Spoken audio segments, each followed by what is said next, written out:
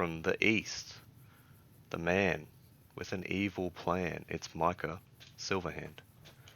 Alright, so this episode, let's go over our major goals.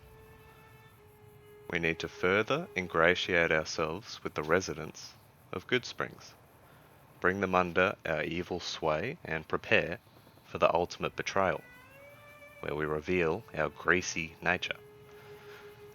And ultimately, we need to find the man who shot us in the face and caused us to fall under the evil spell of Shaman Mitchell. So, as Sunny said, we need to return to the saloon and continue our deception for a moment longer. So while this tumbleweed accompanies us, let's make our way back and see what further mischief we can get up to. Because, to be honest, I'm not too impressed with Micah so far. I mean, he's supposed to be a bit of a bad guy, but what has he really done so far? I mean,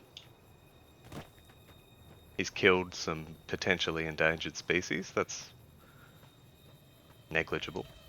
He's done some petty theft, but probably value total under 1,000 caps, and theft under 1,000 can't even go to jail for. You just get community service, so not even worth mentioning.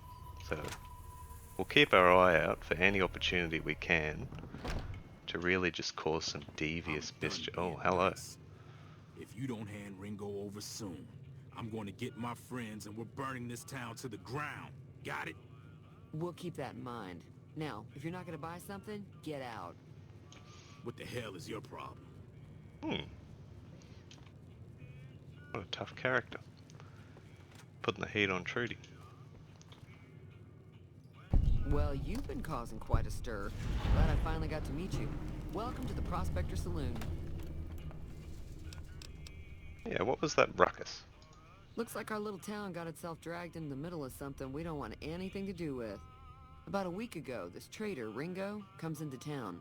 Survivor of an attack, he says. Bad men after him. Needs a place to hide. We figured he was just in shock, so we gave him a place to lie low. We didn't actually expect anyone to come after him. Interesting. He's holed up at the abandoned gas station up the hill.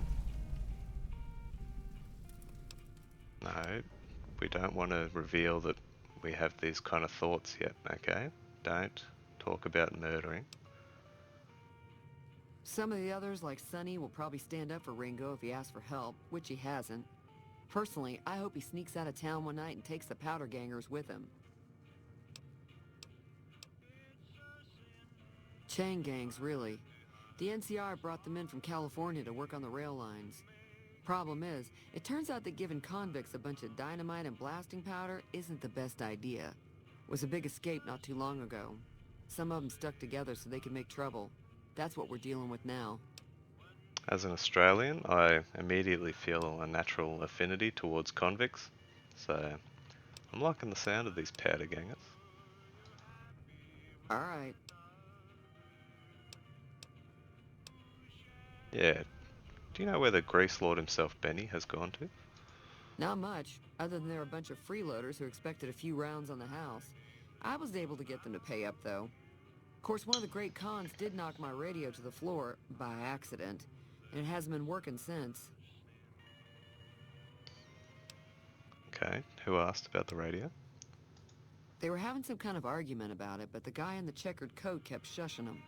Sounded like they came in from the north through Quarry Junction. If that's the case, I can't say I blame them for not wanting to go back. That whole area is overrun with the kind of critters that just get mad if you shoot them. Merchants avoid that whole stretch of I-15 like it's radioactive, which it could be for all I know. I didn't hear exactly, but the leader was talking about the strip. Fellow wants to get there and avoid the 15, he'd have to go east.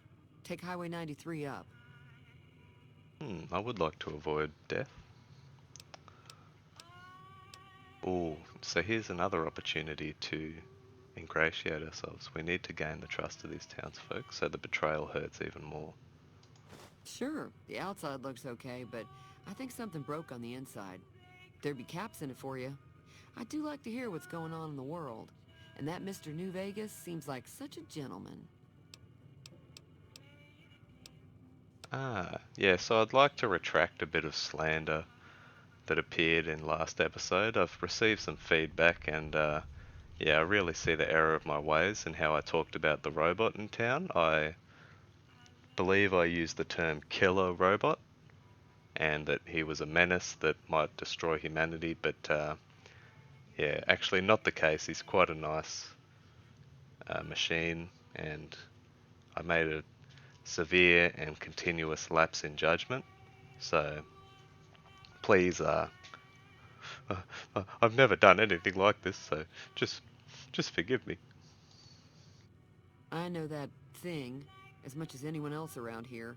It mostly keeps to itself, which is just fine by me. Yeah, what's the purpose of this machine? Other than rolling around once in a while, it doesn't do anything useful as far as I can tell.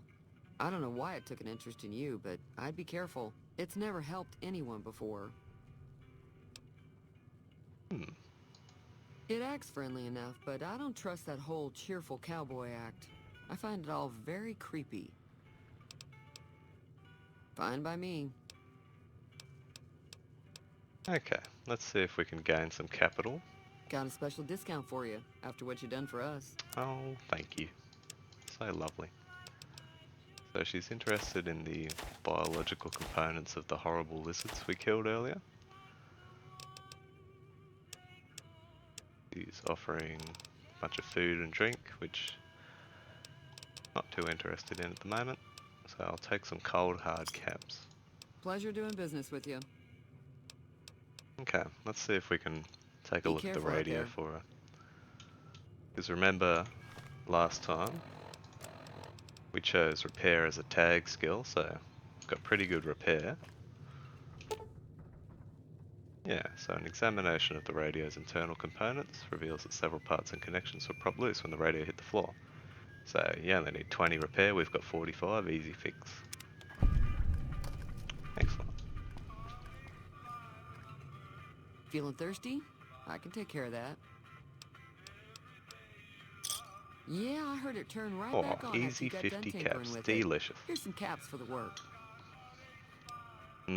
Now we may be Micah Silver Hand, doesn't look like we're Micah Silver Tongue at the moment, only got 14 barter, so no way we can convince her to give us a bit more reparation for the old radio fix.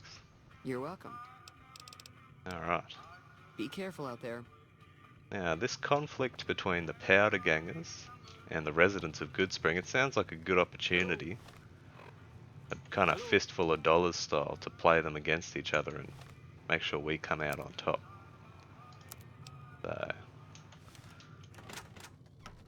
Trudy wants us to go and find